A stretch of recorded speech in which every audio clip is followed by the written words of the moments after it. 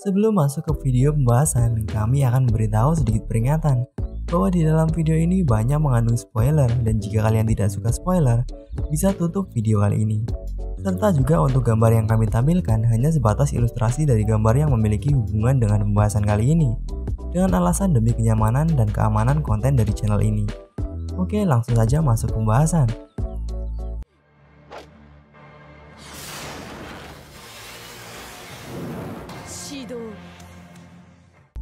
Pastinya kalian pernah berpikir tentang dunia yang ada di Tower of God ini. Kenapa mereka menyebut dunia yang mereka tinggali sebagai menara, dan apa saja yang ada di luar menara? Tentunya tidak sedikit dari para fans Tower of God yang pernah memiliki pemikiran seperti ini. Dan di sini kami akan membahas apa saja yang kami ketahui tentang menara ini.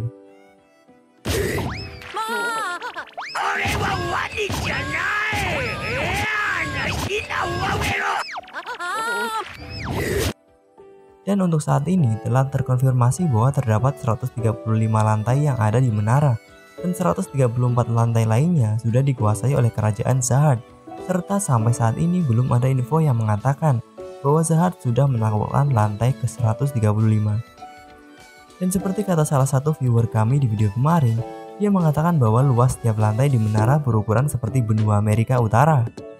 Dan bisa dikatakan ukuran seluruh lantai jika digabungkan bisa berukuran sampai 6,5 kali ukuran bumi. Dan menara ini dibagi menjadi 3 bagian, yaitu ada inner atau bagian dalam, outer atau bagian luar, dan middle atau bagian tengah. Untuk menara bagian dalam merupakan tempat para reguler yang terpilih dan menaiki menara, dan aturan dari tiap lantai menentukan tes yang akan diadakan oleh pengawas ujian. Serta di sini bagi para reguler yang ingin melanjut ke lantai berikutnya, mereka diwajibkan untuk menyelesaikan tes yang ada di lantai itu terlebih dahulu. Dan di menara ini ada satu lantai yang benar-benar unik, yaitu lantai 43, di mana reguler yang ada di lantai ini, jika mereka ingin ke lantai selanjutnya, mereka harus melewati area tengah untuk naik ke lantai selanjutnya. Alasan kenapa lantai ini berbeda sendiri dari lantai lainnya adalah karena di lantai ini tidak ada guardian yang menjaga. Itu karena dahulu guardian yang ada di lantai ini dibunuh oleh Andrew, jadi itu menyebabkan rusaknya aturan yang ada di lantai ini. Serta untuk reguler yang sudah mengikuti tes sampai lantai 20, mereka bisa keluar masuk menara dalam dan tengah setelah mereka melewati lantai 20.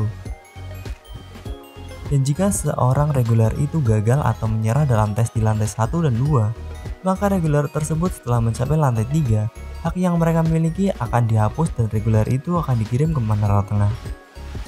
Kemungkinan agar mereka yang gagal dalam tes dapat kembali ke rumah mereka masing-masing, karena di area tersebut adalah jalan penghubung yang biasa digunakan reguler untuk berpindah area menara. Namun jika mereka gagal di lantai 20, mereka akan mendapatkan status yang lebih baik daripada para penghuni menara tengah atau luar lainnya.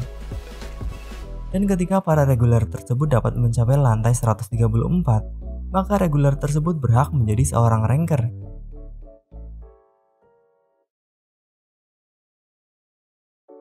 Dan untuk menara bagian luar merupakan tempat tinggal bagi para penghuni menara, dan di setiap lantainya memiliki luas yang hampir sama dengan luas Amerika Utara.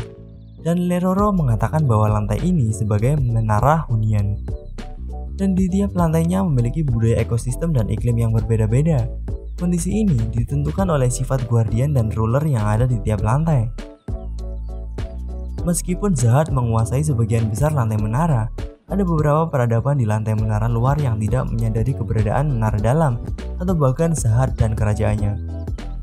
Dan untuk umur penduduk yang berada di menara luar sangat bervariasi. Untuk penduduk biasa dia akan berumur sampai 200 tahun, dan untuk reguler gagal akan berumur sekitar 500 sampai 600 tahun. Sedangkan untuk mereka yang hidup di lantai atas, mereka akan memiliki rentan usia sampai 1000 tahun lamanya. Dan untuk menara bagian tengah merupakan area di antara menara luar dan dalam. Dan area menara bagian tengah ini biasa digunakan sebagai jalur penghubung dari kedua area tersebut. Area menara tengah ini lebih kecil daripada menara luar, dan ada beberapa kesamaan antara menara tengah dan luar di mana budaya yang ada di tiap lantainya hampir mirip. Itu dikarenakan daerah ini sering dilewati oleh ranker dan reguler. Meskipun begitu, karakteristik tiap lantainya berbeda-beda. Dan di menara tengah ini reguler dan ranker bisa tinggal di sini, akan tetapi reguler hanya boleh tinggal di sana setelah mereka melewati lantai ke-20. Dan untuk luar menara hanya sedikit yang diketahui, yaitu sebatas ada tempat tinggal para irreguler.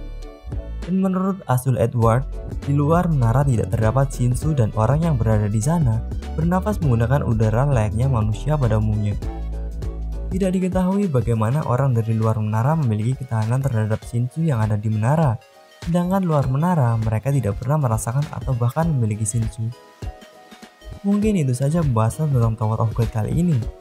Jika di pembahasan kali ini ada kesalahan informasi, bisa kalian koreksi di bawah, serta kalian juga bisa saling berdiskusi tentang Tower of God di komentar.